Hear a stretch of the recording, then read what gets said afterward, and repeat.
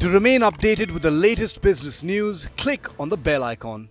It's one of the most difficult tasks to find the right NFT. I'll be very honest, and 90% of the NFTs will actually won't survive. It's similar to 95% of startups won't survive. NFTs will also not survive. Most of them are into the experimental stage, and before you decide to invest in NFTs, it's very difficult. And to begin with, maybe if I can advise you, so first of all, you need to figure out what's your budget. Number two, what's your liking? What you actually want to buy. So there are two kind of NFTs that are available right now. One are licensed NFTs and another are unlicensed NFTs, right?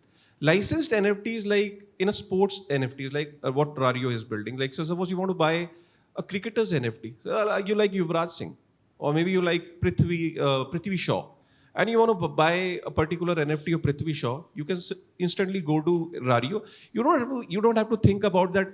Is it licensed or not? Is it authorized by Prithvi Shaw or not? Because Rario is only listing, or there are platforms like Rario who are actually listing licensed NFTs. So there you have a peace of mind that you're actually buying something very authentic and raw. So that's your first step. After taking your first step, then if you want to figure out, okay, fine, I want to find other NFTs as well, then you need to join the Discord channels of various NFTs. Try to join, try to get into the white listing where you actually contribute to the ecosystem, and then you get NFTs for free, by the way. And if you really want to get into NFTs, you need to be on Twitter. You need to be in Discord channels. It takes a lot of pain and patience. It can take up to 6 months to figure out what you really want to do. Do not just go to the website and put in your money, because you might end up losing your money. I really don't want you to do that. There are a lot of issues right now. But you need to put in patience. You need to put in a lot of effort. It's similar to the way when you go and buy mutual funds or any financial product or asset, you put in a lot of effort and try and discuss it with your family, consultants, financial consultants. In a similar way, you need to put in your time. At the end of the day, it's your money. Yeah, that's what everyone says when it comes to blockchain and NFTs and crypto. Why does it have to be so complicated? All these code words. I mean, it's early days of an industry. The entire stack, the entire ecosystem is evolving.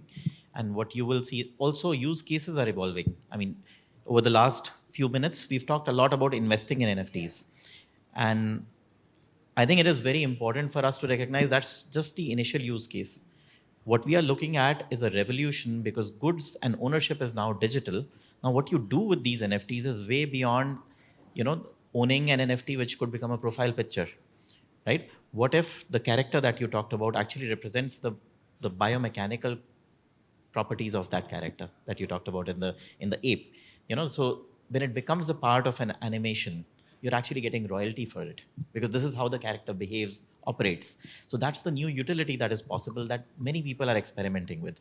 Radio has cricketers' NFTs, and you will be able to use these NFTs to play various kinds of games of cricket.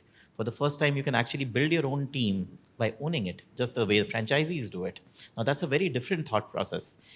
Yes, there is one aspect of investment for some people, but the bigger aspects are, look, I'm a big fan of this cricketer, and I can get something which is limited edition coming from the cricketer. The even bigger aspect is I can actually own some of these and play games, participate in an ecosystem, utilize these in very interesting ways.